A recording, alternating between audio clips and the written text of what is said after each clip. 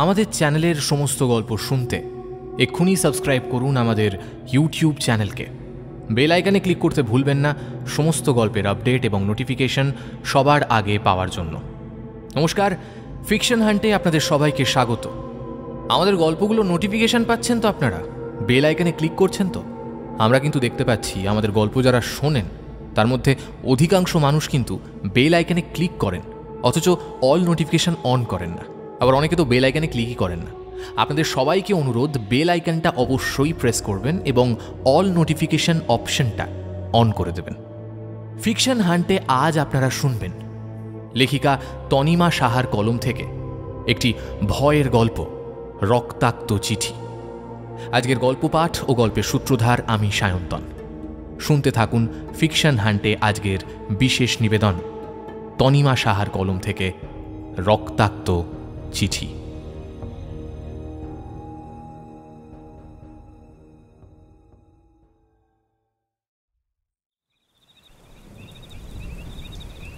জয় মা ভবানীর জয়, জয় ষোলজন ঠাকুরের জয়, জয় জয় জয়। আজ শুক্রবার, প্রচণ্ড ঝড় বৃষ্টিতে ধরণী রসাতলে যাওয়ার জোগাড়।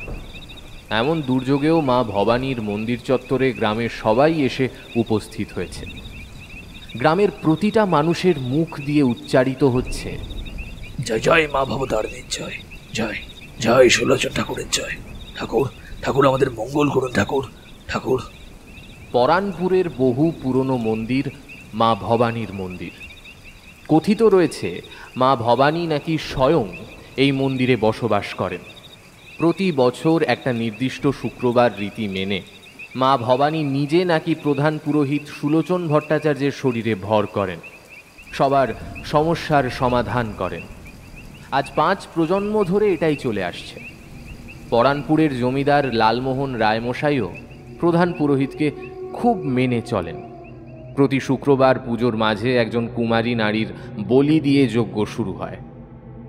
আজ 5 প্রজন্ম ধরে এই প্রথা চলে আসছে। পুজোয় সুলোচনের সাহায্য করার জন্য রয়েছে শত শত শিষ্য এবং দেবদাসী। সবার মধ্যে প্রধান শিষ্য সনাতন।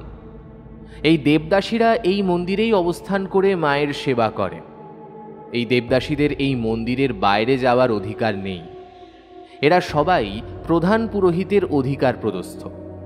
এই মন্দিরের রীতি অনুসারে প্রতি বছর সদ্য নারী হওয়া কোনো এক যুবতী কন্যার প্রতি বছর এই বলিদান দিতে হয়। সেই কন্যাটিকে একটি বিশেষ তিথিতে একটি বিশেষ নক্ষত্রের মধ্যে জন্ম নিতে হবে। প্রতি বছর প্রতিটা দম্পতি যেন নিজেদের যুবতী মেয়েদের নিয়ে ভয়ে থাকে। সুলোচন ঠাকুরের বাছাই করা কোনো এক কন্যা ঠিক হলে যেন গ্রামের সব সাধারণ মানুষ কিছুদিনের জন্য স্বস্তির নিঃশ্বাস ফেলে নিজেদের কন্যার জন্য। কিন্তু যার কন্যাকে বেছে নেওয়া হয়, সেই কন্যা এবং সেই কন্যার পিতা মাতার ওপর যে কি বয়ে যায় তার খবর কেউ রাখে না। সেই কন্যাকে 1 সপ্তাহ আগে থেকে মন্দিরে নিয়ে এসে তাকে শুদ্ধ করা হয়। কন্যাটিকে এক বিশেষ রকমের মাদকদ্রব্য দিয়ে সব সময় তাকে ঘোরে রাখা হয়। তার সাথে কি করা হচ্ছে সে নিজেও বুঝে উঠতে পারে না। আর প্রতি রাতে তাকে প্রধান পুরোহিতের লালসার কামনার শিকার হতে হয়। 1 সপ্তাহ ধরে নরক যন্ত্রণা ভোগ করার পর যুবতীকে বলি দেওয়া হয়।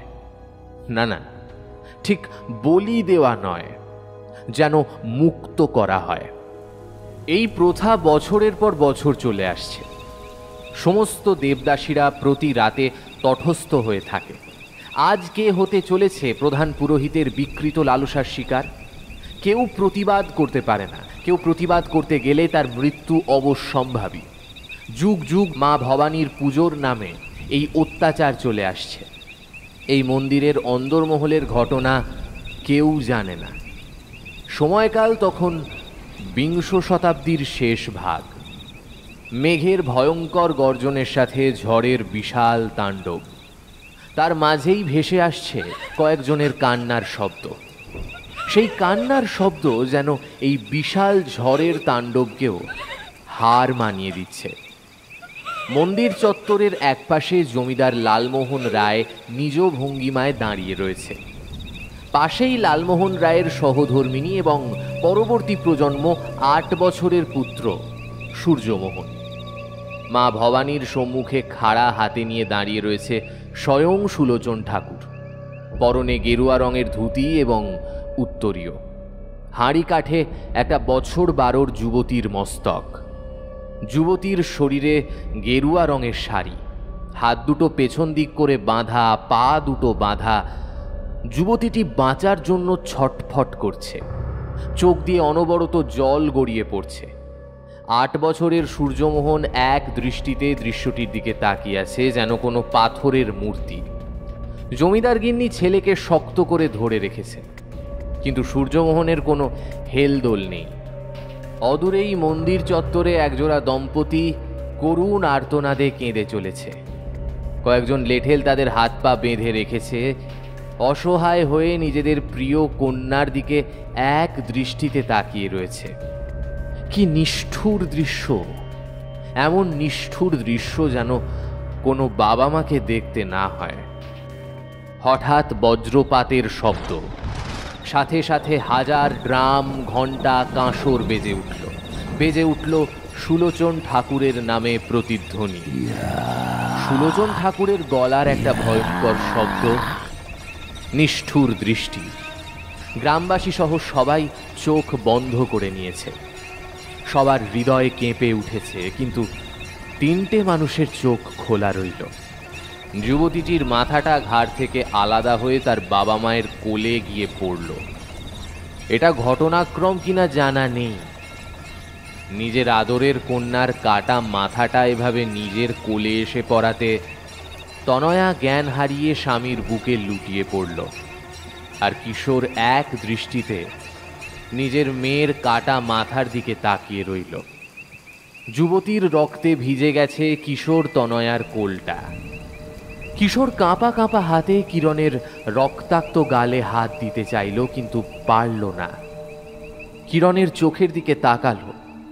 মৃত্যুর পরেও কিরণের চোখ দুটো বন্ধ হয়নি, তাকিয়ে আছে নিজের মা বাবার দিকে।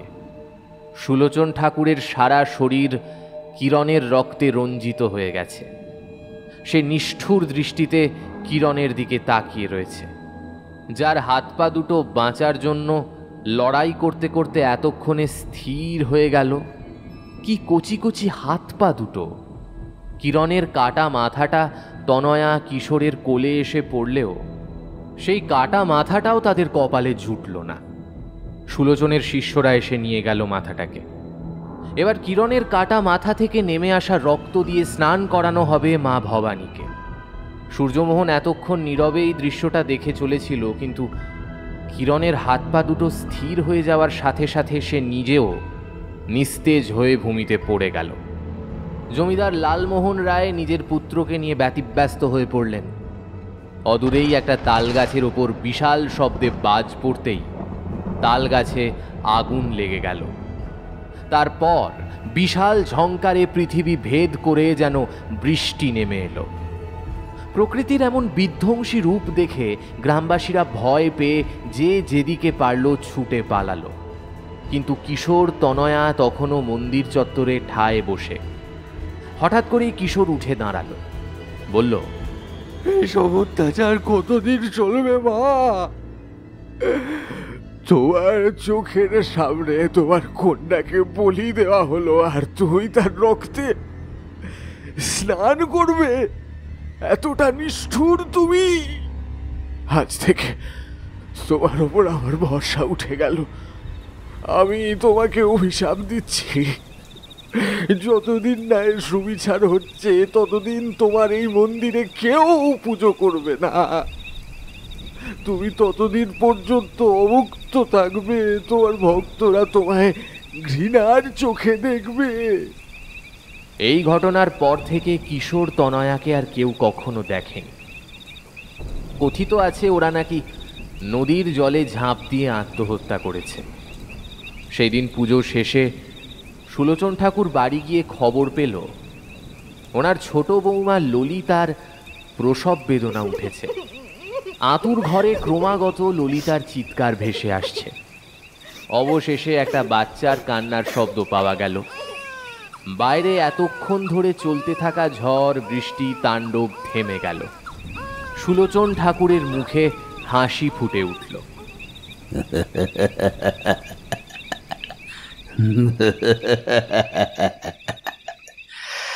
আজ 5 প্রজন্ম পরে আমার গৃহে কন্যা সন্তান জন্ম নিয়েছে। বহু প্রতীক্ষিত সময় এটা।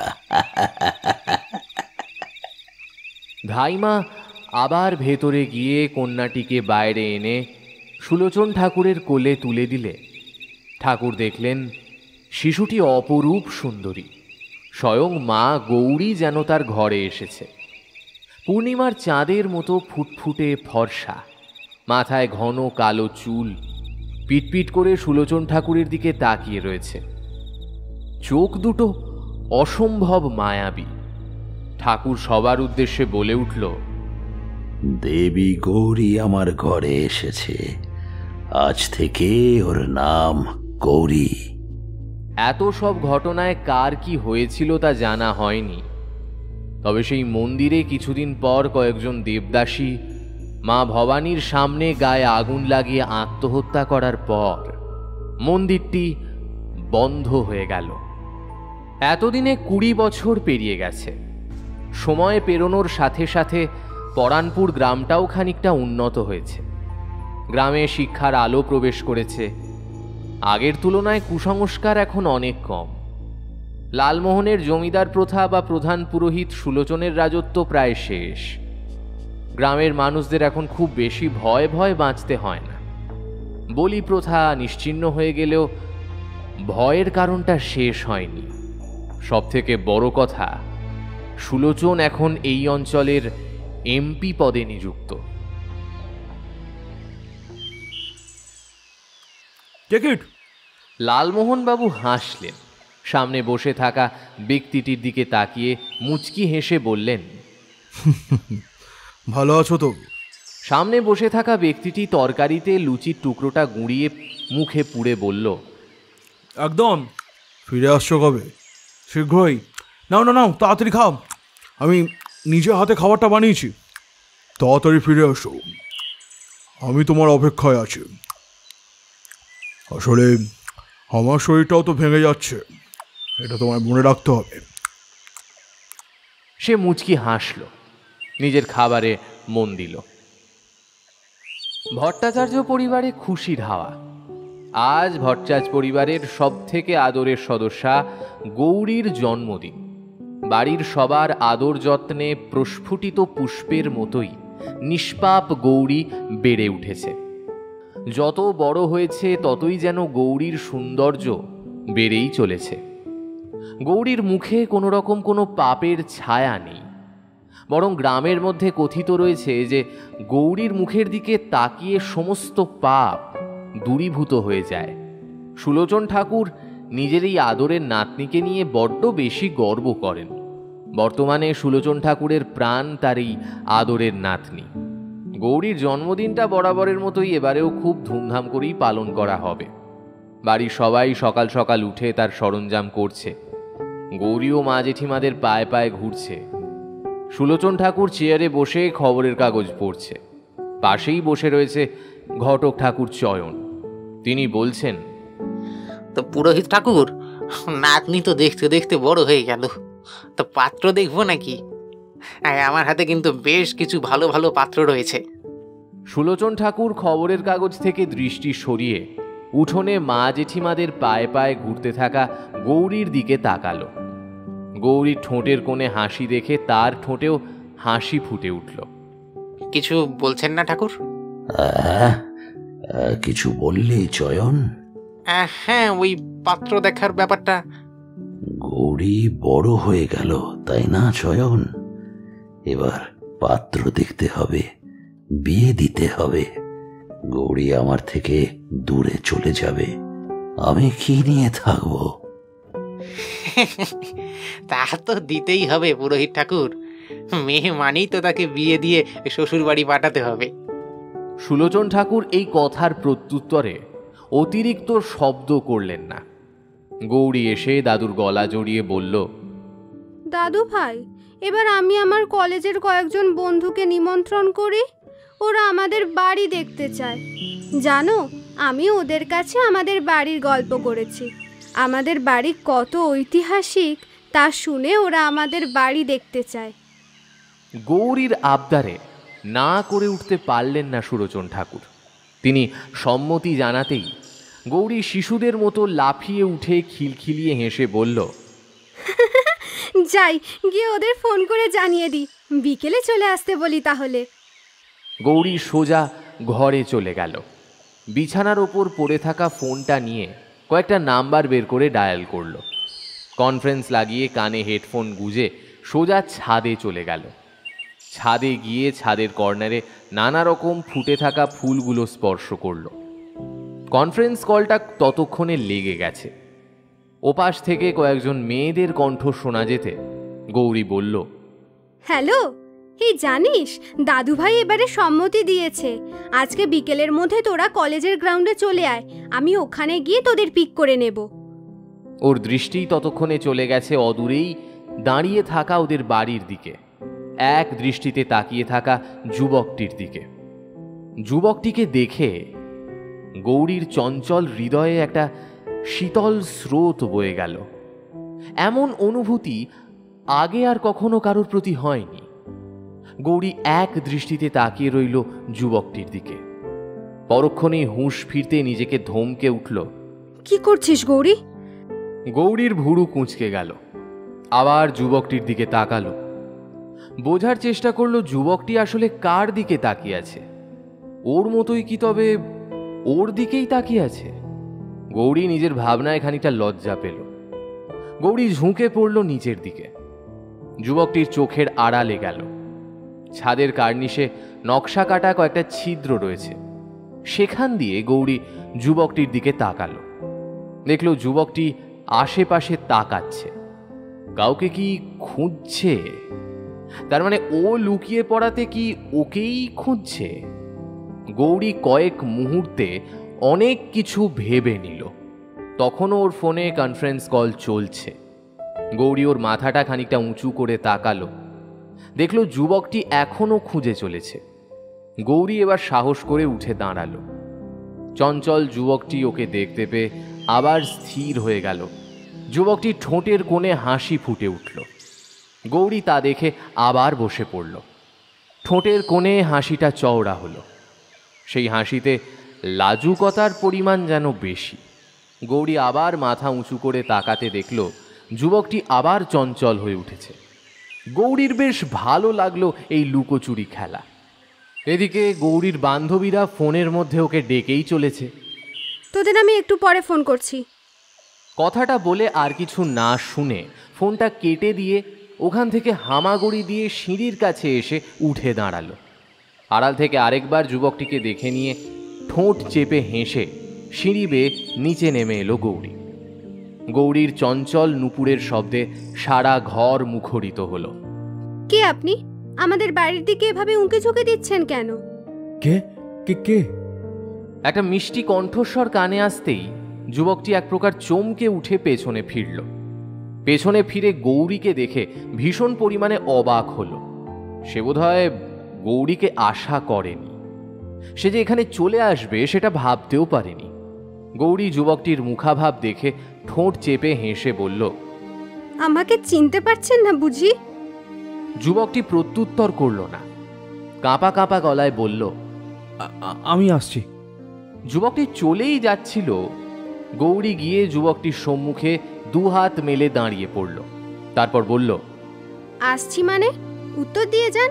আমাদের বাড়িতে এভাবে উঁকি ঝুঁকি দিচ্ছিলেন কেন? আমি আসলে... যুবকটি আমতা আমতা করতে লাগলো দেখে গৌরী বলল, এই, আপনি কি চুরির মতলব বাঁধছিলেন? আমার দাদুভাইকে চেনেন আপনি? আমি গিয়ে এখনই ডেকে আনছি দাদুভাইকে। দাঁড়ান, আপনার সাহস তো মন্দ নয়। মা, না না, আসলে আমি ডক্টর শাশ্বত মুখার্জি। এই গ্রামের হাসপাতালে নতুন ডাক্তার হিসেবে এসেছি। আপনাদের বাড়ির ঠিক বিপরীতে আমি ভাড়া নিয়েছি। আসলে ওখান থেকে আমি প্রতিদিন আপনাকে দেখি। আমার আপনাকে ভালো লাগে, তাই।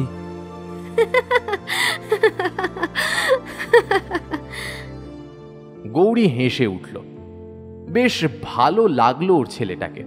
বেশ ক্যাবলা তো, বোধহয় সারা জীবন পড়াশোনাতেই কেটেছে, প্রেমের ধারে কাছেও কখনো যায়নি। গৌরীর হাসি দেখে ছেলেটা আরও ভয় পেল। গ্রামে এসেই শুনেছে সুলোচন ভট্টাচার্যের সম্পর্কে। মেয়েটা তার নাতনি, ওর কথা বলে দেবে না তো মেয়েটা? গৌরী হাসতে হাসতে বলল, তাই এভাবে হ্যাংলার মতো তাকিয়ে থাকবেন? শুনুন, এবারে আমি দাদুভাইকে কিছু জানাচ্ছি না। পরের বার এমন হলে দাদুভাইকে বলবো যেন আপনার ঠ্যাং দুটো ভেঙে রেখে দেয়। মনে রাখবেন কথাটা। কি হলো, মনে থাকবে তো? ছেলেটা কোনো মতে ঘাড় নাড়িয়ে পালালো। গৌরী বুঝল না ছেলেটা হ্যাঁ সূচক জবাব দিল নাকি না সূচক। গৌরীর জন্মদিন উপলক্ষে বছরের এই একটা দিনে সুলোচন গ্রামের ছোট থেকে বড় সবাইকে নিমন্ত্রণ করে।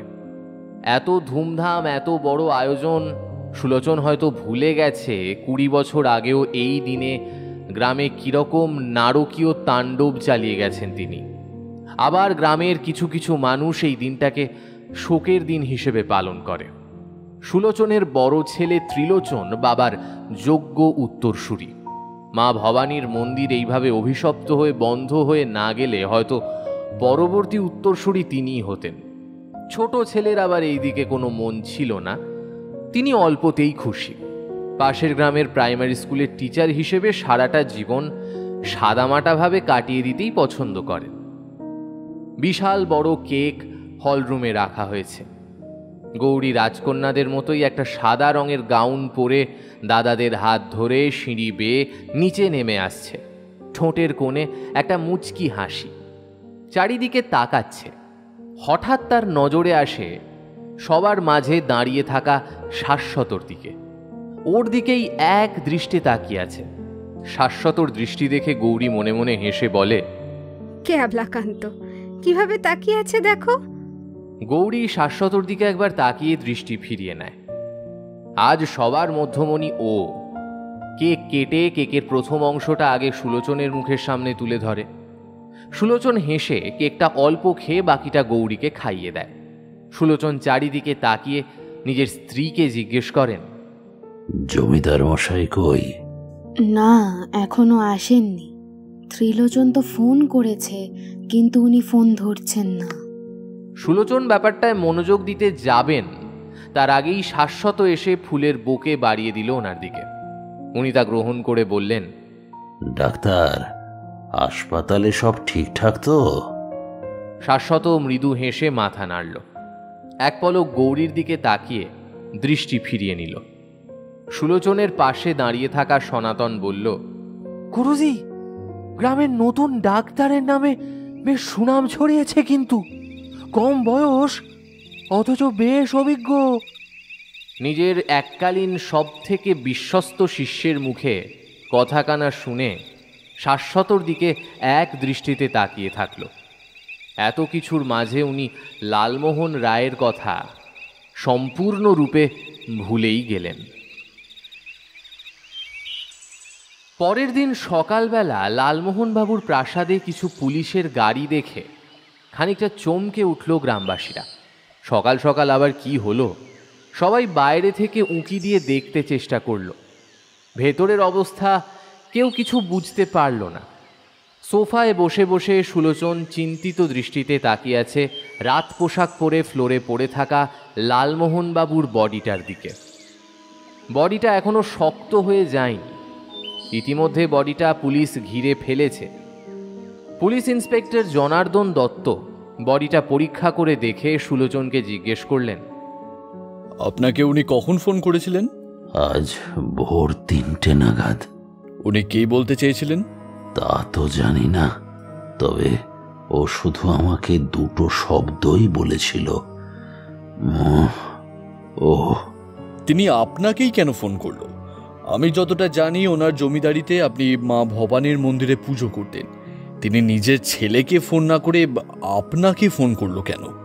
স্যার, আমরা রাজা প্রজার সম্পর্কের থেকেও ভালো বন্ধু ছিলাম। আর ওনার ছেলে এখানে থাকেন না, আমেরিকায় থাকেন। বাকি সব আত্মীয় স্বজনও এখানে থাকেন না। এখানে বিশ্বস্ত আমি ছিলাম। হয়তো আমি ওকে সাহায্য হয়তো করতে পারতাম, তাই হয়তো ফোন করেছিলেন। আপনার কেন মনে হলো যে ওটা খুন?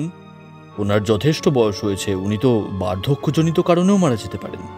কাল পর্যন্ত লালমোহন ভালো ছিলেন, তাহলে হঠাৎ করে? তাছাড়া ও আমাকে এভাবে ফোন করবেই বা কেন? আর একটা কথা বলুন, এটা যদি খুন না হয় তাহলে এই শব্দগুলো কেন লালমোহনের পাশে লিখে রাখা থাকবে? জনার্দন এর থেকে বেশি প্রশ্ন করল না। লালমোহনের বডিটার দিকে তাকালো। কোথাও রক্ত লেগে নেই, কোথাও কোনো কাটা ছেঁড়া করা হয়নি।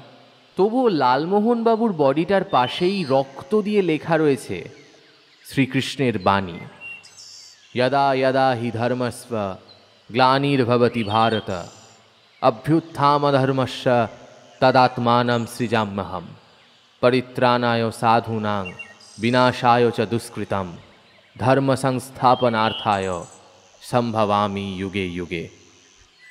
অর্থাৎ প্রতি যুগে শ্রীকৃষ্ণ মনুষ্য সমাজে জন্ম নিয়ে পাপীদের বিনাশ এবং ধর্ম স্থাপন করবেন।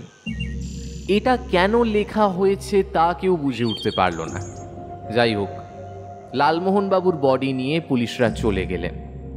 লালমোহনবাবুর হঠাৎ মৃত্যু ওনাকে পুরো নাড়িয়ে দিয়ে গেছে। বিকেলের দিকে ইন্সপেক্টর জনার্দনের হাতে ফরেন্সিক রিপোর্ট এলো। লালমোহনবাবু যদি কোনো সাধারণ ব্যক্তি হতেন তাহলে হয়তো এতটা ঝামেলা পোয়াতে হতো না, কিন্তু এই অঞ্চলের একজন উল্লেখযোগ্য ব্যক্তিত্ব তিনি, তাই ওপর মহলের এত বেশি মাথা ব্যথা। ফরেন্সিক রিপোর্ট দেখে জনার্দন খুব বেশি চমকালো না। উনি লালমোহনবাবুর হার্টের সমস্যা দেখেই আন্দাজ করেছিলেন। অক্সিজেন স্বল্পতার কারণে মারা গিয়েছে। তার আগে বাথরুমে গিয়েছিলেন কয়েকবার। শেষবার বাথরুম যেতে গিয়ে হার্ট অ্যাটাকে আক্রান্ত হন। কেসটা ওখানেই ক্লোজ হয়ে যেতে পারত, তবে সেই দিনটা পেরোতে না পেরোতেই পরের দিন আরও একটা মৃত্যু। লালমোহনবাবুর পরিচিত সুলোচনের বিশ্বস্ত শিষ্য সনাতনের। ঘটনাটা যেন সুলোচনকে আরও বেশি করে নাড়িয়ে দেওয়ার জন্য যথেষ্ট ছিল। আবারও সেই একই রকমভাবে খুন। আবার মৃতদেহের পাশে শ্রীকৃষ্ণের আরও একটি বাণী, লোভ, ক্রোধ, হিংসা পরম। তার ওপর নিয়ন্ত্রণ না থাকলে মানুষের মৃত্যু অনিবার্য। সুলোচনের আরও দুজন বিশ্বস্ত শিষ্যের খুন হয়ে গেছে ইতিমধ্যে। স্পটে না কোনো রকম ফিঙ্গারপ্রিন্ট, না কোনো রকম খুনির চিহ্ন, আর না কোনো রকম খুনের অস্ত্র। তাহলে খুনগুলো হচ্ছে কিভাবে? প্রশ্নটা যেন পুলিশ মহলকে নাড়িয়ে দেওয়ার জন্য যথেষ্ট ছিল। 4 দিনের মধ্যে পুলিশের চোখের সামনে আরও দুটো খুন হয়ে গেল। খুনি কি পুলিশকে চ্যালেঞ্জ করছে? সুলোচন একজন প্রভাবশালী ব্যক্তি হওয়ায় ওপর মহল থেকেও ক্রমশ চাপ আসতে শুরু করলো, কিন্তু পুলিশ তখনও খুন করার অস্ত্রটা খুঁজে উঠতে পারেনি। ইন্সপেক্টর জনার্দন গ্রামে গিয়ে সুলোচন সহ ওর পরিবারের সবার ব্যাপারে খোঁজ নিয়েও সেরকম কিছু জানতে পারলেন না। এটা বোঝাই যায় গ্রামবাসীরা অনেকেই এই খুনগুলো হওয়াতে খুশি। খুন হওয়াতে কেউ খুশি হতে পারে তা জনার্দন জানত না। এই কয়েকদিনে জনার্দন কেসটার কোনো রকম কিনারা করতে না পেরে ভীষণ রকম চাপে রয়েছে। ইতিমধ্যে একজন হাবিলদার এসে বলল, স্যার, একজন বৃদ্ধ আপনার সাথে দেখা করতে চায়। আমি এখন কারোর সাথে দেখা করব না। পুলিশের বারণ সত্ত্বেও ভেতরে চলে এসেছে। জনার্দন চেয়ার থেকে উঠে বৃদ্ধকে কিছু বলতে যাবে, তার আগেই বৃদ্ধ বলে উঠল, এই খুনগুলো আমি করেছি, বেশ করেছি, বেশ করেছি, আরো দুটো খুন করবো, আরো দুটো খুন করবো। পুলিশ স্টেশনের সবাই ভীষণ রকমভাবে চমকে সেই জীর্ণ শীর্ণ বয়সের আগেই বার্ধক্যের ভারে নুইয়ে পড়া বৃদ্ধটির দিকে তাকিয়ে রইল। কয়েকজন হাবিলদার এসে বৃদ্ধটিকে ধরতে গেলে জনার্দন তাদের বারণ করে বৃদ্ধটিকে বলল, আপনার কাছে কি প্রমাণ আছে যে খুনগুলো আপনি করেছেন? আর যদি করেই থাকেন তাহলে কেন করেছেন? কেন জানেন না? হ্যাঁ, জানেন না? জানেন না কেন? কেন জানেন না? কেন জানেন না? স্যার, ইনি তো পাগল। এনাকে জনার্দন হাবিলদারকে থামিয়ে দিয়ে বৃদ্ধটিকে চেয়ারে বসতে বলল। বৃদ্ধটির জীর্ণ মুখের দিকে তাকালো। আপাত দৃষ্টিতে পাগল মনে হলেও জনার্দনের কেন জানি না মনে হচ্ছে কেসটা এখান থেকে কোনো নতুন দিশা পেলেও পেতে পারে।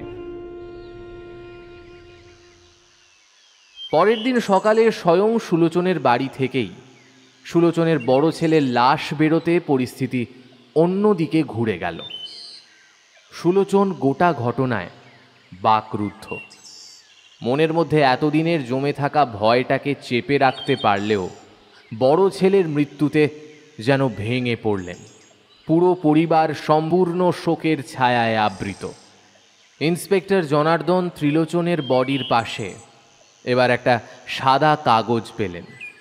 সেখানে রক্ত দিয়ে লেখা রয়েছে, ক্রোধ জ্ঞানকে গ্রাস করে, লোভ মনুষ্যকে গ্রাস করে, চিন্তা আয়ুকে গ্রাস করে, অহংকার মনুষ্যত্বকে গ্রাস করে। এই বাণীটা পড়ে সুলোচনের মনের ভয়টা যেন আরও বেড়ে গেল। বড় বড় চোখে ছেলের দিকে তাকিয়ে রইল সে।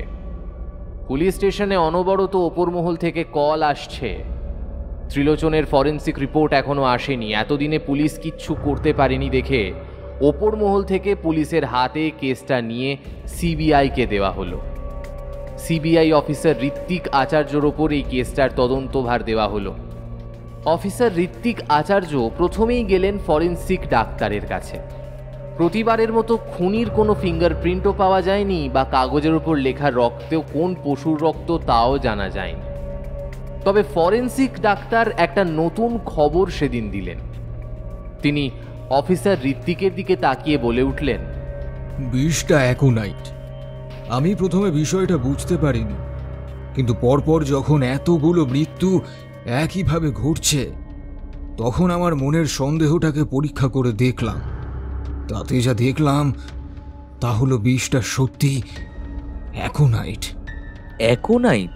হ্যাঁ, মংসুড বা উলফেবন গাছে পাওয়া যায় এই বিষ।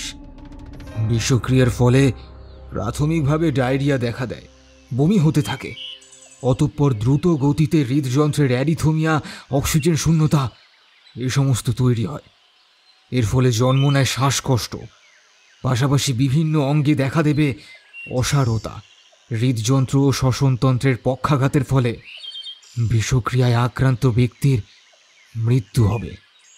ময়নাতদন্তের সময় এর ধরা পড়ার সম্ভাবনা অনেক কম থাকে বলে একে খুন করে বেঁচে যাওয়ার পরিকল্পনাগুলোতে ব্যবহৃত হতে দেখা যায়।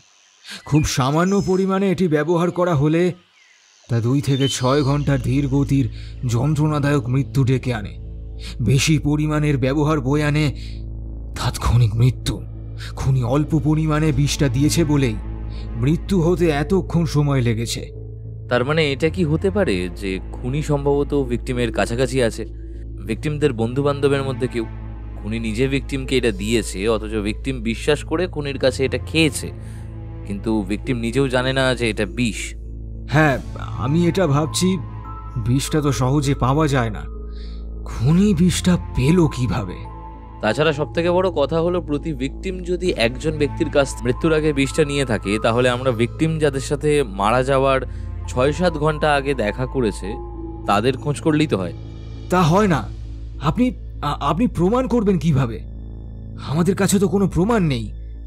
ঋত্বিক কেসের একটা নতুন সূত্র পেয়ে পুলিশ স্টেশনে এলো ইন্সপেক্টর জনার্দনের কাছে। ইন্সপেক্টর যেন ঋত্বিকের অপেক্ষায় এতক্ষণ বসেছিলেন। ঋত্বিক আসতেই তিনি উঠে দাঁড়ালেন। জনার্দন ঋত্বিককে বসতে বললে ঋত্বিক জনার্দনের দিকে তাকিয়ে জিজ্ঞেস করলেন, আপনি কি নতুন কিছু বলতে চান এই কেস নিয়ে? কি করে জানলেন স্যার? আপনি আর কিসের জন্য আমাকে এভাবে ডাকতে পারেন? তা ঠিক, আসলে কিছু জরুরি কথা বলার জন্যই ডেকেছি আপনাকে। একজন বৃদ্ধ কাল এসেছিল, দেখে মনে হলো বৃদ্ধটি পাগল, কিন্তু কিছু একটা বলতে চাইছিল আমাকে। বেশি কিছু বলতে পারেনি, শুধু বলেছে খুনগুলো নাকি ওই করেছে, কি নাকি পাপের শাস্তি দিচ্ছে। আর কিছু বলার আগেই উপর মহল থেকে ফোন চলে এসেছিল। আমি ফোনে ব্যস্ত হয়ে পড়লে সেই ফাঁকে বৃদ্ধ পালিয়ে গিয়েছিল। আপনি বৃদ্ধটিকে পালাতে দিলেন? ক্ষমা করবেন স্যার, এটা আমারই ভুল। দেখুন স্যার, আমি এদের ওপর সন্দেহ করছি, কিন্তু কোনো ক্লিউ নেই। নতুন ক্লু পাওয়া গিয়েছে, খুনির অস্ত্র আবিষ্কার হয়েছে। কীরকম অস্ত্র? বিষটা অ্যাকোনাইট। শোনো, তোমার টিমকে রাখো, আমি কয়েকজনকে নিয়ে একটা টিম তৈরি করতে চাইছি।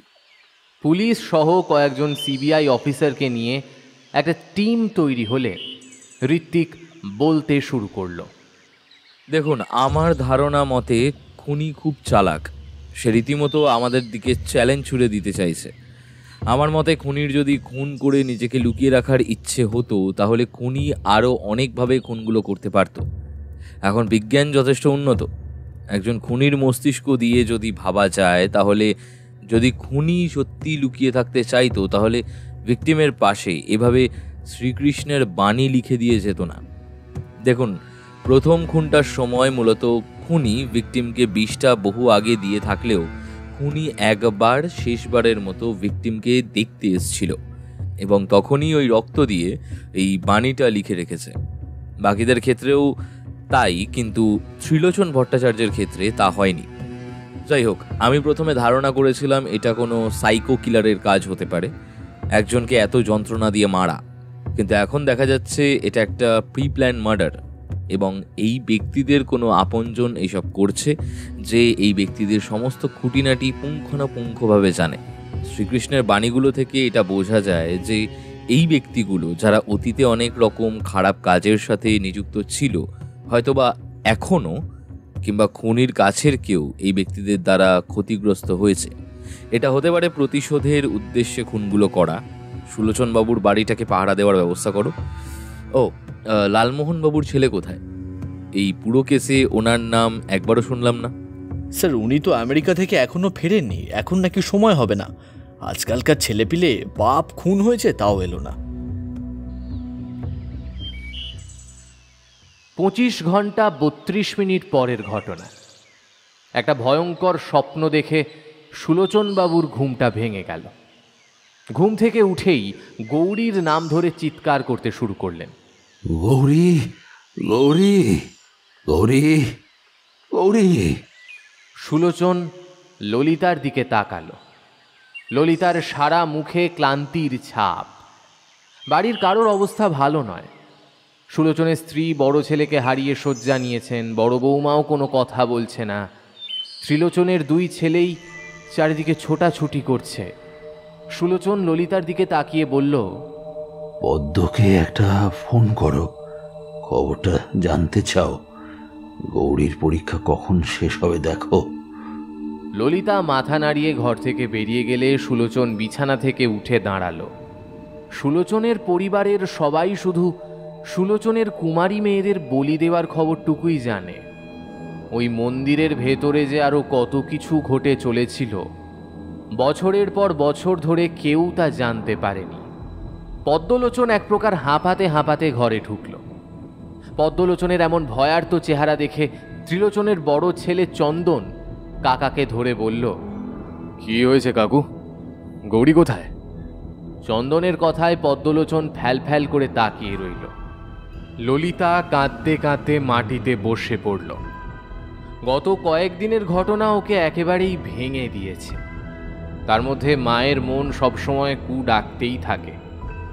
সুলোচন ঘর থেকে পদ্মলোচনের মুখে কথাগুলো শুনে পড়েই যাচ্ছিল, কিন্তু দেওয়ালে হাত রেখে কোনো মতে নিজের ভারসাম্য রক্ষা করল। ইন্সপেক্টর জনার্দন অফিসার ঋত্বিক চ্যাটার্জিকে ফোনে সব জানালো। স্যার, সুলোচনের নাতনি গৌরী চ্যাটার্জি কিডন্যাপড। জনার্দনের মুখে কথাটা শুনে ঋত্বিক চমকে উঠল। বলল, কি এবার কিডন্যাপিং? খুনি আমাদের একটুও সময় পর্যন্ত দিচ্ছে না। আমাদের খুব শীঘ্রই খুনিকে খুঁজে বের করতে হবে, না হলে। কিন্তু স্যার, গৌরীকে কি সত্যি খুনি কিডন্যাপ করেছে? জনার্দনের কথায় ঋত্বিক কোনো জবাব দিতে যাবে তার আগেই পুলিশ কন্ট্রোল রুমে একটা আননোন নাম্বার থেকে কল এলো। কল রিসিভ করতেই অপর পাশ থেকে একটা গুরুগম্ভীর গলার স্বর ভেসে এলো। সে বলছে, পরানপুর খুন কেসের ইনচার্জ অফিসার কে আছেন? আমি তার সাথে কথা বলতে চাই। আমি ওই কেসের ইনচার্জকেই বলবো। কলের দায়িত্বে থাকা অফিসার ফালতু কল ভেবে কলটা কেটে দিতে গেলে অপর পাশ থেকে শোনা গেল, এটাকে ফালতু কল হিসেবে নেওয়ার সাহস করবেন না। যদি করেন তাহলে আপনার চাকরি চলে যেতে পারে। আমি ঠিক 10 মিনিট পর আবার ফোন করব। 10 মিনিট পর যেন আমি অফিসার ঋত্বিক আচার্যকে পাই। অফিসার আচার্য পুলিশ স্টেশন থেকে বাড়ি ফেরার পথে ছিলেন, কিন্তু এরকম একটা কল পেয়ে সোজা পুলিশ কন্ট্রোল রুমে চলে এলেন। ঘড়ির কাঁটার ঠিক 10 মিনিট অতিবাহিত হওয়ার পরেই কলটা এলো। ঋত্বিক কলটা রিসিভ করে জিজ্ঞেস করল, কে আপনি? অপর পাশ থেকে গুরুগম্ভীর গলা ভেসে এলো, আপনি যাকে খুঁজে চলেছেন আমিই সে। আমি পরানপুরের সেই খুনি। ঋত্বিক ভীষণ রকমভাবে চমকে উঠলেন। খুনির এত সাহস যে পুলিশ কন্ট্রোল রুমে কল করে নিজেকে পরিচয় দিচ্ছে যে খুনি। এটা কি প্র্যাঙ্ক কল?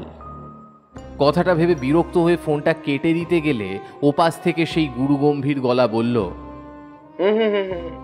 ফোনটা কাটার চেষ্টা করবেন না, না হলে এমপি সুলোচন ভট্টাচার্যের নাতনি খুন হয়ে যেতে পারে। ঋত্বিক চমকে উঠল।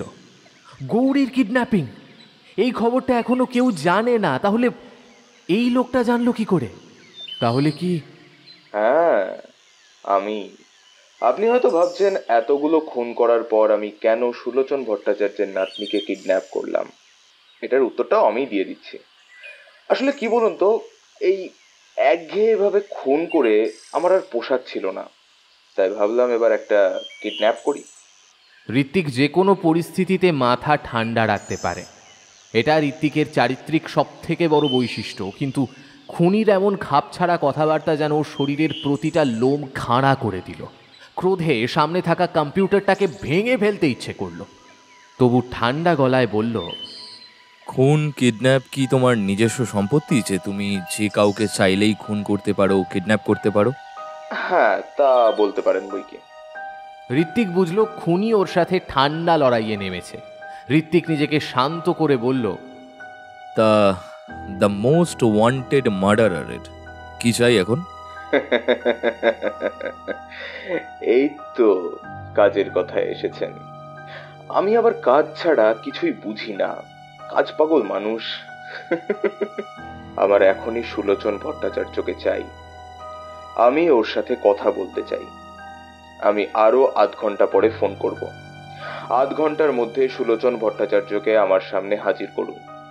হ্যাঁ, শুধু সুলোচন ভট্টাচার্যকেই আনবেন।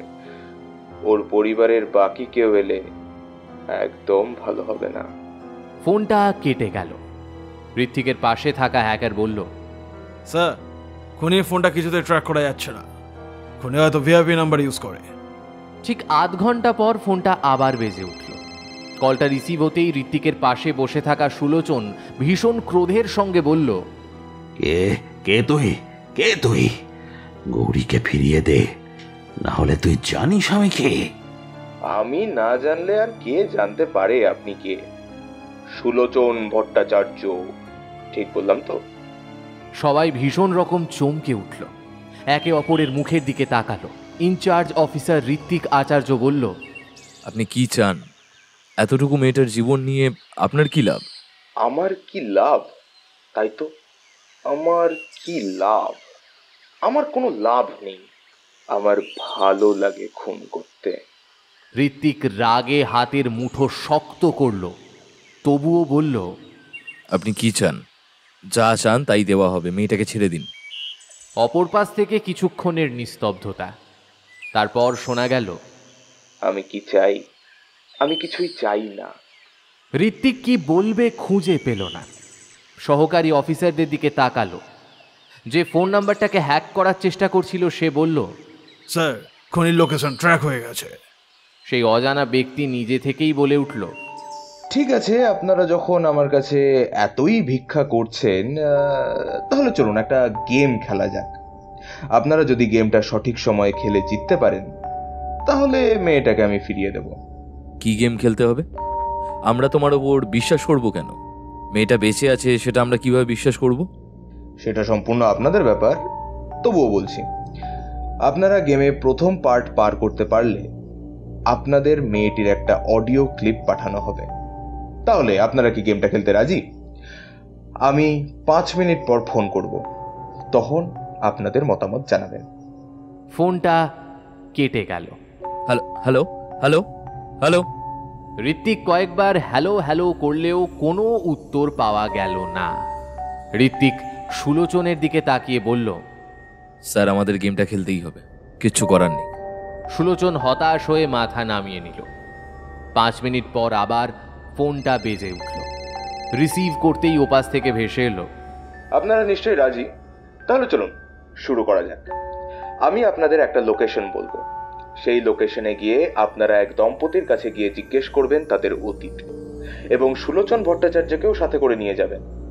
আপনারা অতীত জেনে আগে নিজেদের প্রশ্ন করবেন যে যে লোকগুলো খুন হয়েছে তাদেরকে এতদিন বেঁচে থাকার অধিকার ছিল। ফোনটা কেটে গেল। ঋত্বিক দীর্ঘশ্বাস ফেলে বলল, আমি যা ভেবেছিলাম ঠিক তাই, প্রতিশোধের জন্যই সবকিছু। খুনি নিজেকে শ্রীকৃষ্ণ মনে করছে।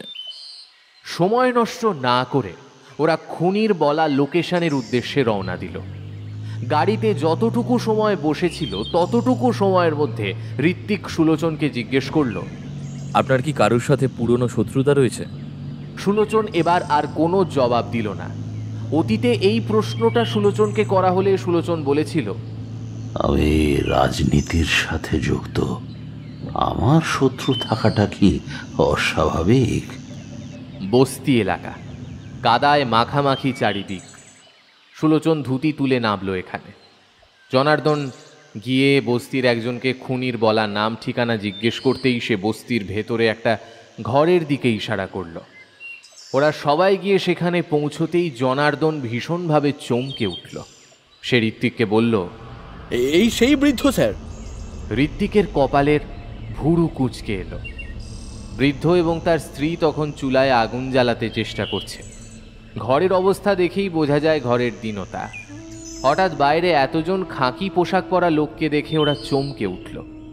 বৃদ্ধ এগিয়ে এসে বললেন, আপনি সেদিন পুলিশ স্টেশন থেকে এভাবে পালিয়ে এসেছিলেন কেন? বৃদ্ধ কিছু বলতে যাবে তার আগেই ওর চোখ গেল সুলোচনের দিকে। সুলোচনের দিকে তাকাতেই ওর চোখ দুটো ঘৃণায় পরিপূর্ণ হয়ে গেল। দাঁত কিড়মিড় করে বলল, সন্তান হারানোর যন্ত্রণা কেমন হয় প্রধান পুরোহিত? সুলোচন চমকে উঠল। সামনে থাকা বৃদ্ধ এবং তার স্ত্রীকে ভালোভাবে দেখে কয়েক কদম পিছিয়ে গেল। মুখ থেকে অস্ফুটে বেরিয়ে এলো, কিশোর, তুই বেঁচে আছিস? তুই তো... হ্যাঁ, আমি কিশোর, আমি বেঁচে আছি, বহাল তবিয়তে বেঁচে আছি। মরতে তো গিয়েছিলাম, কিন্তু পরে ভাবলাম আপনার ধ্বংস না দেখে মরবো না।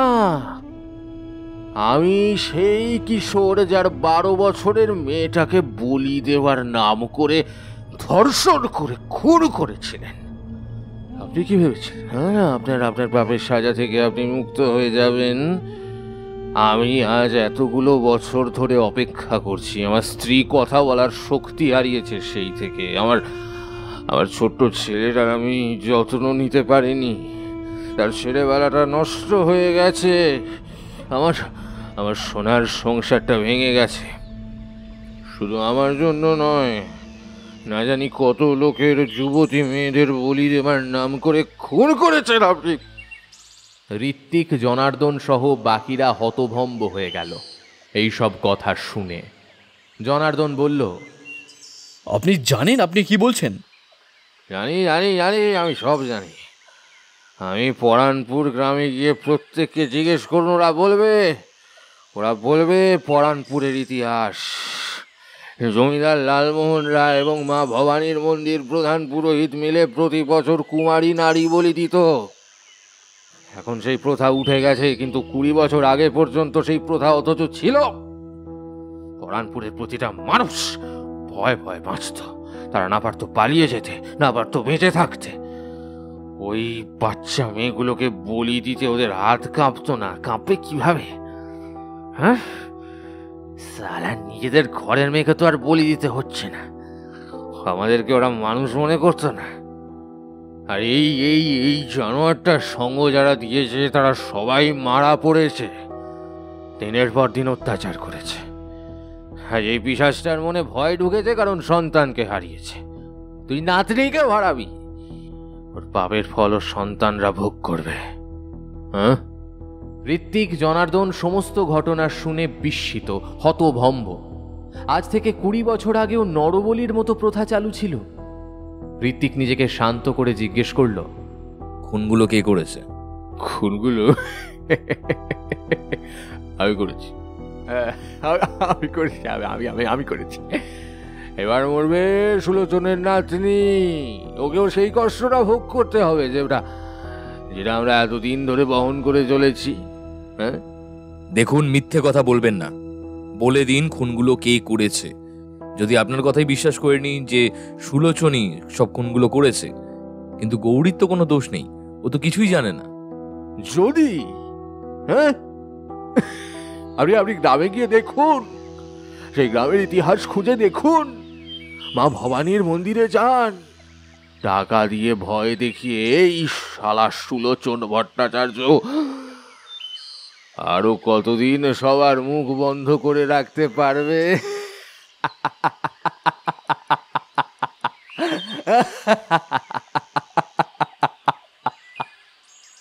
ঋত্বিক বাকরুদ্ধ। কিশোর হেসে চলেছে। তনয়া নির্বিকারভাবে দাঁড়িয়ে তখনই একটা ঘটনা ঘটে গেল। কিশোর তনয়ার দিকে তাকিয়ে বলল, সময় এসে গেছে। কথাটা বলার দেরি নেই। তনয়া কিশোর দুজনেই হাতের মুঠোয় বন্দি করে রাখা কিছু একটা ওষুধ মুখে পুরে নিল। কিশোর তনয়া ওদের সামনেই ছটফট করতে করতে মরে গেল, ওরা কেউ কিছু বুঝে ওঠার আগেই। ঋত্বিকরা যখন বুঝলো তখন সব শেষ। ওদের লাশ নিয়ে ঋত্বিকরা ফিরে এসে লাশগুলোকে ময়না তদন্তের জন্য পাঠিয়ে দিল। সুলোচন ঠায় পুলিশ কন্ট্রোল রুমের বাইরে একটা চেয়ারে বসে ঋত্বিককে আসতে দেখে উঠে দাঁড়িয়ে বলল, অফিসার, অফিসার, গৌরীকে বাঁচিয়ে নিন প্লিজ, অফিসার। কিশোরের কথাগুলো তখনও ওর কানে বাজছে। ঋত্বিক দৌড়ে ভেতরে গেল। কলটা রিসিভ করতেই খুনি অপর পাশ থেকে বলে উঠল, গুড জব। তাহলে অফিসার, এবার বলুন তো, যারা মরেছে তাদের কি বেঁচে থাকার অধিকার ছিল? না, কিন্তু তার মানে এই নয় যে তুমি তাদের শাস্তি দেবে। এর জন্য আইন ছিল। আইন কি সত্যিই কিছু করতো অফিসার? যদি করার হতো তাহলে সুলোচন ভট্টাচার্য এখনো জেলের বাইরে কি করছে? ঋত্বিক চমকে উঠল। খুনি আবার বলে উঠল, এতদিন ধরে আপনারা সত্য থেকে না হয় দূরে ছিলেন। টাকা দিয়ে সুলোচন ভট্টাচার্য সবাইকে কিনে রেখেছিল, কিন্তু এখন তো জানেন সত্যটা, তাহলে কি করছেন? গ্রামের লোককে কুসংস্কারের মধ্যে রেখে সুলোচন ভট্টাচার্য এখনো নিজের অন্যায় কাজকর্ম চালিয়ে যাচ্ছে, শুধু এখন ধরনটা বদলে গিয়েছে। আগে প্রধান পুরোহিত সেজে সবার মনের মধ্যে ভয় সৃষ্টি করে রেখেছিল, এখন মাননীয় এমপি পদে নিযুক্ত হয়ে গ্রামের লোকেদের উপর অত্যাচার করছে। যাক, অনেক কথা বললাম, এবার গেমের দ্বিতীয় পর্বে আসা যাক। আপনি পরানপুরের হাসপাতালে যান, সেখানে গিয়ে ডক্টর মুখার্জির সঙ্গে দেখা করুন। ওকে জিজ্ঞাসা করুন গ্রামের গর্ভবতী মহিলাদের ভ্রূণগুলো নষ্ট হয়ে যাচ্ছে কেন। আপনাদের হাতে আধ ঘন্টা সময় রয়েছে। আর হ্যাঁ, এই মেয়েটার অডিও ক্লিপটা পাঠালাম। কলটা আবার কেটে গেল। পরানপুরের হাসপাতালে তখন রোগীদের ভিড়। পুলিশ দেখে ওরা সরে দাঁড়ালো। ঋত্বিক রিসেপশনে গিয়ে নিজের কার্ড দেখিয়ে জিজ্ঞেস করল, আমরা সিবিআই থেকে আসছি, ডক্টর মুখার্জি কোথায় রয়েছেন? পুলিশ দেখে রিসেপশনের ছেলেটা ভয় পেয়ে ডক্টর মুখার্জির কেবিনটা দেখিয়ে দিল। ঋত্বিক এবার একাই গেল। কেবিনের বাইরে দেখলো একটা নেম বোর্ড ঝোলানো, তাতে লেখা রয়েছে ডক্টর শাশ্বত মুখার্জি। ভেতর থেকে একটা নাম ভেসে এলো। রুগী ঢোকার আগেই ঋত্বিক ঢুকে পড়ল। ঋত্বিককে না দেখে শাশ্বত প্রেসক্রিপশনের নাম দেখতে দেখতে বলল, কি হয়েছে আপনার? আপনি ডক্টর মুখার্জি? শাশ্বত মাথা তুলে তাকিয়ে ঋত্বিককে দেখে অবাক হলো। বলল, আপনি রোগী? ঋত্বিক চেয়ারে বসে বলল, special crime branch, officer Ritwik Bhattacharya. পরানপুরের খুনের কেসগুলোর তদন্তর ভার আমার ওপরেই দেওয়া হয়েছে। সিবিআই অফিসার শুনে শাশ্বত চমকে উঠে দাঁড়ালো। কাঁপা কাঁপা গলায় বলল, স্যার আমি তো কোনো অপরাধ করিনি, আমি কাউকে কিছু বলিনি। ঋত্বিক লক্ষ্য করলো ছেলেটার হাত কাঁপছে। ছেলেটাকে ভালোভাবে পর্যবেক্ষণ করলো সে। লম্বা ছিপছিপে গড়নের একটা ছেলে, দেখতে বেশ সুদর্শন, সহজাত বৈশিষ্ট্য এমন ভীতু স্বভাবের। টেবিলের ওপর বেশ কয়েকটা বই রাখা, মেডিকেলের বই। বইয়ের ভাঁজে কয়েকটা সাদা চিরকুট রাখা। একটা বই তখনও খুলে রাখা। ছেলেটা বোধহয় বেশ পড়াকু স্বভাবের। ঋত্বিক ছেলেটাকে আশ্বাস দিয়ে বলল, ভয় নেই, ভয় নেই, আমি আপনাকে কয়েকটা প্রশ্ন জিজ্ঞেস করতে চাই খালি। শাশ্বত ভীত দৃষ্টিতে ঋত্বিকের দিকে তাকালে সে বলে, এই গ্রামে গর্ভবতী মহিলাদের ভ্রূণ নষ্ট হয়ে যাচ্ছে শুনেছিলাম, কিভাবে? আপনি কি করে জানলেন? আমি তো এই বিষয়ে কিছু জানি না, আমি কিছু জানি না, বিশ্বাস করুন। শাশ্বতর এমন অস্বাভাবিক কণ্ঠ শুনে ঋত্বিকের সন্দেহ দৃঢ় হলো। ঋত্বিক দৃঢ় গলায় বলল, দেখুন শাশ্বতবাবু, আপনি যা জানেন তা বলে দিন, না হলে আমরা আপনাকে কাস্টাডিতে নিতে বাধ্য হব। শাশ্বত ভীত দৃষ্টিতে ঋত্বিকের দিকে তাকালে সে বলল, ভয় পাবেন না, আপনি নির্ভয় বলতে পারেন। আমি কয়েক মাস আগে এই হাসপাতালে প্রথম জয়েন করি। তখন দেখেছিলাম যে কিছু গর্ভবতী মহিলা ইনফ্লুয়েঞ্জার ভ্যাকসিন নেওয়ার কিছু ঘন্টা পরেই গর্ভপাত করে ফেলছেন বা তাদের গর্ভপাত হয়ে যাচ্ছে। প্রথম প্রথম ঘটনাগুলো সেরকম সন্দেহজনক মনে না হলেও পরের দিকে ঘটনাটা আমার বেশ সন্দেহজনক মনে হয়েছিল। সেই নিয়ে হাসপাতালে নরও কিছু জিজ্ঞাসা করলেও আমাকে এসব ব্যাপারে নাক গলাতে বারণ করেছিল। কিন্তু একদিন ইনফ্লুয়েঞ্জা ভ্যাকসিনের শিশিগুলো হাতে দিয়ে দেখি ডেট এক্সপায়ার্ড হয়ে গিয়েছে এবং সেগুলোই গর্ভবতী মায়েদের শরীরে পুশ করা হচ্ছে, আর সেই কারণেই হয়তো গর্ভপাত হচ্ছিল। আমি যখন হাসপাতালে ডাইরেক্টরের সঙ্গে কথা বলতে যাই তখনই শুনতে পাই এমপি সুলোচন ভট্টাচার্য এবং হাসপাতালের ডাইরেক্টর এই এক্সপায়ার হয়ে যাওয়া ভ্যাকসিনগুলোকে ইচ্ছে করেই গর্ভবতী মায়েদের শরীরে পুশ আর সরকার থেকে আসা ভ্যাকসিনগুলো চড়া দামে অন্যান্য বেসরকারি নার্সিংহোমে বিক্রি করে দিচ্ছে। আমি পুলিশের কাছে ঘটনাটা বলতে গিয়েছিলাম, বিশ্বাস করুন, কিন্তু পুলিশের কয়েকজন সুলোচন ভট্টাচার্যের সাথে জড়িয়ে থাকা দরুন কোনো কাজ হয়নি, বরং ওরা আমাকে হুমকি দিয়ে বের করে দেয়। তারপর থেকে আমি চুপ করে রয়েছি। কাকে কি বলবো তা আমি বুঝতে পারিনি। আমি খুব সাধারণ একটা ছেলে, আমারও পরিবার পরিজন আছে, আমি তাই। ঋত্বিক শাশ্বতর বাকি কথাগুলো না শুনেই উঠে গেল। যত শুনছে সুলোচন ভট্টাচার্যের ব্যাপারে ততই যেন ঘৃণাটা বেড়ে চলেছে। পুলিশ স্টেশনে ফিরতেই হাবিলদার খবর দিল খুনি ফোন করেছে। ঋত্বিক ছুটল কন্ট্রোল রুমের দিকে। হাঁপাতে হাঁপাতে কল রিসিভ করতে অপর পাশ থেকে বলে উঠল, হ্যালো। তো অফিসার, আপনার কি মনে হয় সুলোচন ভট্টাচার্যকে কি পরিমাণ শাস্তি দেওয়া দরকার? সুলোচন ভট্টাচার্য পিছু পিছু এসেছিল।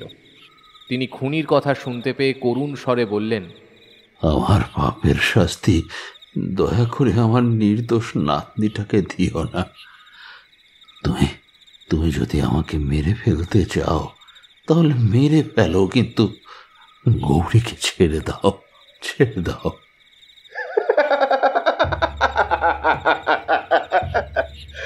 আপনাকে মেরে ফেললে খেলাটা জমবে কিভাবে বলুন তো? কে তুমি? আপনি জানেন না আমি কে? আপনি জানেন না আমি কে? তবু আপনার মনের শান্তির জন্য আরেকবার বলছি, আমি সে যাকে আপনি কখনো দেখতে পাবেন না।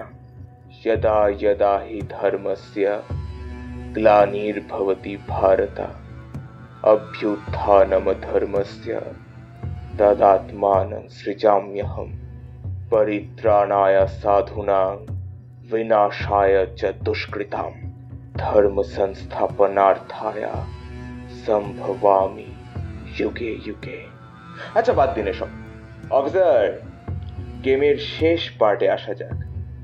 এবার আপনাকে কোথাও যেতে হবে না, শুধু এই সুলোচন ভট্টাচার্যের সমস্ত অপরাধ তার নিজের মুখে শুনতে হবে এবং আপনাকে বসে বসে তা রেকর্ড করতে হবে। আর সুলোচন ভট্টাচার্যের যা সম্পত্তি তা যেন বাজেয়াপ্ত করা হয় পুলিশ দ্বারা। ওই সম্পত্তির উপর কোনো অধিকার সুলোচন ভট্টাচার্যের আর থাকবে না। আপনাদের হাতে সময় মাত্র 1 ঘন্টা। ফোনটা কেটে যেতেই ঋত্বিক সুলোচন ভট্টাচার্যের দিকে তাকালো। পদ্মলোচন, ললিতা পুলিশ স্টেশনে চলে এসেছে। বাইরে থেকে কয়েকজন মহিলার কান্নার শব্দ শুনে ঋত্বিক, সুলোচন উঠে বাইরে গেল। সুলোচন বাইরে নিজের ছেলে পুত্রবধূকে এইভাবে কাঁদতে দেখে নিশ্চুপ হয়ে দাঁড়িয়ে রইল। ললিতা বড্ড শক্ত মনে, চোখ অশ্রুসিক্ত থাকা সত্ত্বেও জিজ্ঞেস করল,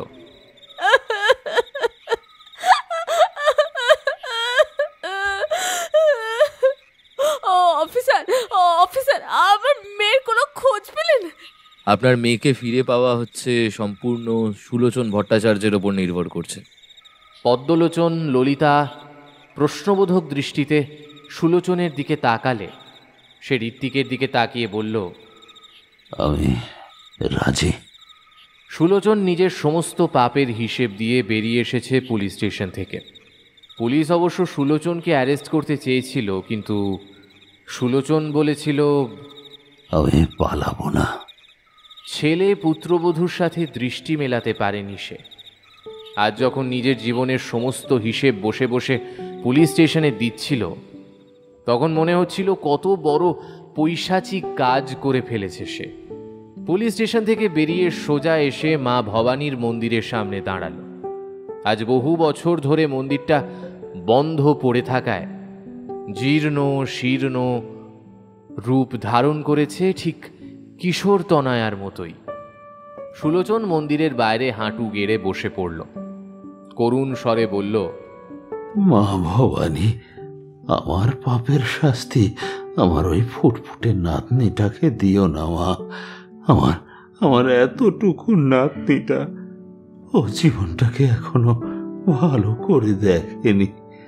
তুমি আমাকে যা শাস্তি দেবার দাও, কিন্তু আমার ওই নাতনিটাকে ফিরিয়ে দাও।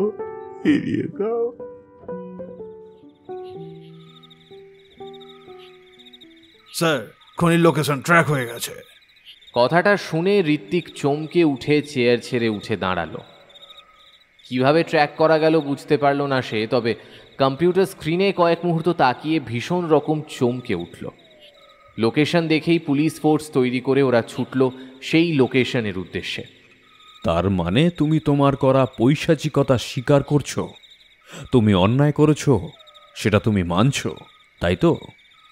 মন্দির থেকে একটা গুরুগম্ভীর গলার আওয়াজ পেয়ে সুলোচন চমকে উঠল।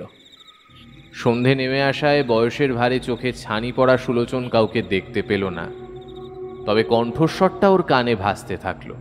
সুলোচন উঠে দাঁড়িয়ে জিজ্ঞেস করল, কে তুমি? কি চাও? আমাকে চিনতে পারছো না সুলোচন কাকা? সুলোচন কাকা? এটা ওকে কে বলে ডাকতো? অন্ধকার থেকে ধীরে ধীরে সেই ব্যক্তি বেরিয়ে আসতে শুরু করলো। ঠিক তখনই বহু সংখ্যক টর্চের আলো এসে পড়ল সেই ব্যক্তির ওপর। লম্বা, ছিপছিপে গড়নের পাতলা চেহারা, দেখতে সুদর্শন। ঋত্বিক এগিয়ে এসে সুলোচনের সামনে এসে দাঁড়িয়ে বলল, শাশ্বত তুমি? কি চাও তুমি? তুমি খুনগুলো করছো, কেন করছো? শাশ্বত হেসে উঠল। সেই হাসিতে ছিল আনন্দের ঢেউ, আবার বিষাদের বন্যা। মন্দির চত্বরে সিঁড়ির ওপর পা মেলে শাশ্বত বসে পড়ল। বলল,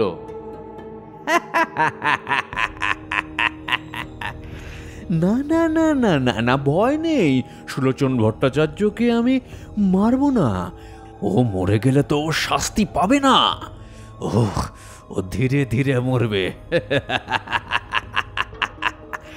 একটু একটু করে মরবে, যেভাবে যেভাবে সবাই মরেছে। মন্দিরের এত এত দেবদাসী, এত কিশোরী কন্যা, আমার অলক্ষী অপয়া মা। কি কি সেই সব কথা মনে আছে তো সুলোচন কাকা? হ্যাঁ, মনে আছে তো? সূর্যমোহন। শাশ্বত? আমি শাশ্বত নই অফিসার, আমি সূর্যমোহন। আমি যে আমার বাবাকে মেরেছি, কষ্ট দিয়ে মেরেছি। বিশ্বাস করো, বাবা যখন মরছিল তখন সোফার উপর আরাম করে বসে দেখছিলাম। আমি লালমোহন রায়ের মৃত্যুটা উপভোগ করেছি, ঠিক যেমন এই সুলোচন ভট্টাচার্যের তর্পানোটা উপভোগ করছি। কিন্তু কেন? তুমি তো একবার সুলোচন ভট্টাচার্যের বিরুদ্ধে কেস করতে পারতে। তুমি খুব ভালো অফিসার, আমি তোমাকে সেই জন্য খুব পছন্দ করি। যদি 20 বছর আগে তোমার মতো কাউকে পেতাম তাহলে তাহলে আমি আজ এমনটা হতাম না। তুমি কি জানো আমি ওই একটা জলজান্ত পিশাচ হয়ে গেছি? হ্যাঁ, আমি পিশাচ হয়ে গেছি। ওদের শাস্তি দিতে গিয়ে আমিও পিশাচ হয়ে গেছি। আমাকেও পিশাচ তৈরি করে দিয়েছে ওরা। আমার আমার শৈশবের কৈশোরটা নষ্ট করে দিয়েছে। জানো অফিসার, কিশোর কাকা আমার বাবার জমিদারিতে ঠিকই কাজ করত। কিরণ দিদি কিশোর কাকার সাথে আসতো আমাদের বাড়িতে। আমার একঘেয়ে জীবনে কিরণ দিদি সত্যিই কিরণ এনে দিয়েছিল। আমার তো কোনো বন্ধু ছিল না, বাবা আমার জন্য সময়ও ছিল না, বরং হাজার নিয়মে আমাকে বাঁধতে চেয়েছিল। আমি দেখেছি আমার মা একজন সাধারণ ঘরের মেয়ে ছিল বলেই বাবা মাকে সব সময় হেনস্থা করতো, অত্যাচার করতো। এমনকি বাবা অন্য নারী নিয়ে আমার মায়ের শোবার ঘরে ঢুকে পড়তো। মা আমার তিলে তিলে প্রতিদিন একটু একটু করে মরেছে। মা আমার চোখের সামনে কাঁদতো, কিন্তু কখনো আমি মায়ের কান্নার কারণ বুঝতে পারতাম না। কিন্তু মায়ের মৃত্যুটা আজও আমার কাছে বড্ড ধোঁয়াশা। আমি মাকে কথা দিয়েছিলাম আমি বড় হলে তোমাকে এখান থেকে ঠিক মুক্ত করব, কিন্তু আমার কাছে কিছু বুঝে ওঠার আগেই মা নিঃশব্দে আমার কাছ থেকে চলে গেল। আমি আজও বুঝি না যে ডিঙ্গু মাকে মেরেছিল নাকি জমিদার লালমোহন রায় আমার মাকে মেরেছিল।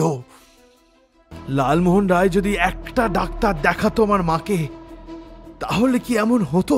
হ্যাঁ, কিন্তু লালমোহন রায় সেই রাতো একজন পর নারী নিয়ে মায়ের চোখের সামনে গিয়ে মায়ের ঘরের দরজা বন্ধ করে দিয়েছিল। পরের দিন সকালে লালমোহন রায় ফুরফুরে মেজাজে বেরোলো। আমি মায়ের ঠান্ডা শুকনো কাঠ হয়ে যাওয়া শরীরটা আঁকড়ে সারা রাত কাটিয়েছিলাম। আমার শৈশবে একমাত্র খেলার সাথী ছিল কিরণ দিদি, কিন্তু আমার চোখের সামনে তিনি আমার কিরণ দিদিকেও মেরে ফেললে। আমি বাবাকে কতবার অনুরোধ করেছিলাম যে কিরণ দিদিকে বাঁচাতে, কিন্তু কেউই আমার কথা শুনলে না। বরং 8 বছর একটা বাচ্চাকে এমন এক ভয়ঙ্কর মৃত্যুর মুখে দাঁড় করিয়ে দেওয়া হলো। কিরণ দিদি মৃত্যুটা আমাকে নিজের চোখে দেখতে হয়েছিল। আমি সেদিন খুব ভয় পেয়েছিলাম, কিন্তু এখন আর ভয় পাই না। ততক্ষণে ললিতা পদ্মলোচনের গাড়িটা এসে দাঁড়িয়েছে। ওরা ঋত্বিকদের পিছু পিছু এসেছিল। ললিতা ছুটে এসে সূর্যমোহনের কলার ধরে বলল, গৌরী, আমার গৌরী কোথায়? গৌরী তো তোমাকে ভালোবাসতো, তাহলে গৌরীকে তুমি কেন কিডন্যাপ করলে? ও তুমিও তো ওকে ভালোবাসতে। গৌরী ভালোবাসতো? কথাটা শুনে সবাই যেন আকাশ থেকে পড়ল। সূর্য ললিতার থেকে নিজের কলার ছাড়িয়ে নিল না। গৌরী প্রতিটা কথা তার মাকে বলতো, শাশ্বতকে ভালোবাসার কথাটাও বলেছিল। ঋত্বিক বুঝল কলেজের এতজনের মাঝে গৌরী কিভাবে কিডন্যাপ হয়ে গেল। এছাড়া ওরা কলেজে গিয়ে ইনভেস্টিগেশন করবে সেই সুযোগটাও সূর্য ওদের দেয়নি। সূর্য ফোন করে ওদের সমস্ত ক্লু দিয়ে গেছে। এমনকি আজকে সূর্যকে ট্র্যাক করতে ওরা পেরেছে সূর্যর নিজের ইচ্ছেতে। ললিতা তখনও বলছে, গৌরী কোথায়? সূর্য মন্দিরের দিকে ইশারা করে বলল, ওখানে আছে। সবাই দৌড়ে গেল। ললিতা প্রথমে ভেতরে প্রবেশ করেছিল। পেছনে ঋত্বিক গিয়ে টর্চের আলোটা জ্বালতেই একটা ভয়ঙ্কর দৃশ্য চোখের সামনে ভেসে উঠতেই ললিতা চমকানোর সুযোগ পর্যন্ত পেল না। ঋত্বিক ললিতাকে নিজের দিকে ঘুরিয়ে নিল। একজন সাধারণ মানুষ কেন, ওর মতো পুলিশ অফিসারের সেই দৃশ্য সহ্য করার কথা নয়। পিছু পিছু সুলোচন পদ্মলোচন এসে মন্দিরে প্রবেশ করে এই দৃশ্য দেখতে ওরা থমকে দাঁড়িয়ে পড়ল। সুলোচন ওখানেই বসে পড়ল। গৌরীর প্রতিটা অঙ্গ প্রত্যঙ্গ টুকরো টুকরো করে কেটে মন্দিরের ভেতরে ফেলে রেখে দিয়েছে। জমাট বেঁধে যাওয়া রক্ত চারিদিকে ছড়িয়ে ছিটিয়ে পড়ে রয়েছে। কে কাকে সামলাবে বুঝে উঠতে পারল না। জনার্দন সহ বাকি পুলিশরা আসতেই ঋত্বিক ললিতাকে জনার্দনের কাছে দিল। ওর মাথায় একটা কথা ভাসছে, সূর্য দু জায়গায় কিভাবে একসাথে থাকতে পারে। তারা যখন হাসপাতালে পৌঁছেছিল তখন সূর্য স্বাভাবিকভাবে তাদের সাথে কথা বলেছিল, যেখানে সূর্য সকাল থেকেই রুগী দেখছিল। তাহলে সূর্যর সাথে কি অন্য কেউ ছিল? ঋত্বিক দৌড়ে এসে সূর্যকে টেনে তুলে জিজ্ঞেস করল, তোমার সাথে আর কে কে আছে? সূর্য জবাব দিল না, তার চোখ বন্ধ হয়ে আসছে। ঋত্বিক বুঝল না সূর্যর কি হয়েছে। সে হতচকিত হয়ে মন্দির চত্বরে সূর্যকে নিয়ে বসে পড়ল। জিজ্ঞেস করল, কি হয়েছে সূর্য, তোমার কি হয়েছে? সূর্যর ভীষণ শ্বাসকষ্ট হচ্ছে। শরীরের ভেতরে সমস্ত অঙ্গ প্রত্যঙ্গ যেন ভেঙে টুকরো টুকরো হয়ে যাচ্ছে, এমন যন্ত্রণা। এই যন্ত্রণা সহ্য করার থেকে মৃত্যু ভালো। সূর্য তবুও মুখ তুলে ঋত্বিকের কানে কানে বলল,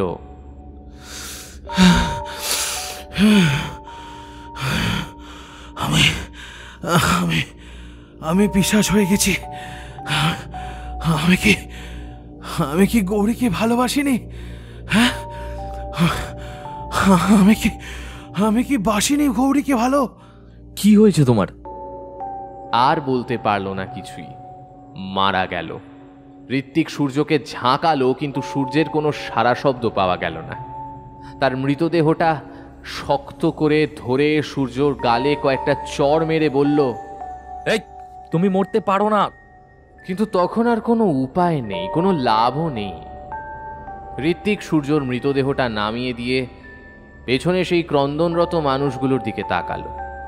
সে লক্ষ্য করলো ওর চোখেও জল, কিন্তু বুঝলো না জলটা ঠিক কার জন্য। অনেক ভাবনা মনে এলো, এখানে ঠিক দোষটা কাকে দেওয়া যায়। সূর্য কি ভালোবাসতো গৌরীকে? গৌরীর মতো একটা নিষ্পাপ একটা মেয়ের ভাগ্যে এমন ভয়ঙ্কর মৃত্যু ছিল? ঋত্বিক সূর্যর মৃতদেহর পাশে হতাশ হয়ে বসে পড়ল। হঠাৎ তার মাথায় একটা ভয়ঙ্কর ভাবনা এলো। কিশোর বলেছিল, আমরা আমাদের ছেলেটার দিকে নজর দিতে পারিনি, তার খেয়াল রাখতে পারিনি। তার মানে কি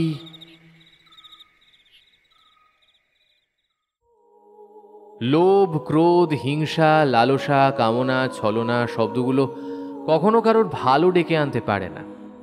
এই শব্দগুলো আমাদের হৃদয়কে ধীরে ধীরে ক্ষয় করে। আমরা বুঝে উঠতেও পারি না কখন আমাদের হৃদয় সম্পূর্ণভাবে ক্ষয়ে গেছে। কয়েক মুহূর্তের সুখ লাভ অবশ্যই হয়, কিন্তু কেউ বুঝতে পারে না এটা তোমার ধ্বংসের আগের সুখ লাভ, ঝড় আসার আগের মুহূর্তের নিস্তব্ধতা।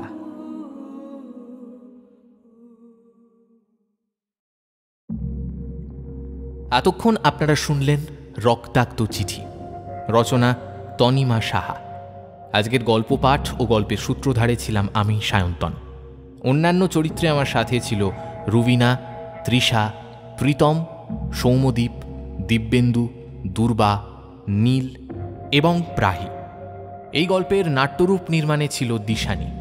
শব্দ সংযোজন, আবহ সঙ্গীত ও স্পেশাল এফেক্টসে ছিল রণজয়। এই গল্পের প্রচ্ছদ নির্মাণ করেছে কৃষ্ণেন্দু। কেমন লাগলো আজকের গল্পটা? যদি গল্পটা ভালো লেগে থাকে অবশ্যই ভিডিওটিকে একটি লাইক করে দেবেন, চ্যানেলটা সাবস্ক্রাইব করতে ভুলবেন না, বেল আইকনে ক্লিক করে দেবেন সমস্ত গল্পের আপডেট এবং নোটিফিকেশন সবার আগে পাওয়ার জন্য। আজকের মতো এখানেই শেষ করছি। সবাই সুস্থ থাকবেন, ভালো থাকবেন। ফিকশন হান্টে আবার দেখা হবে আরও একটা নতুন উপস্থাপনায়। আজকের মতো এখানেই শেষ করছি। নমস্কার, শুভরাত্রি।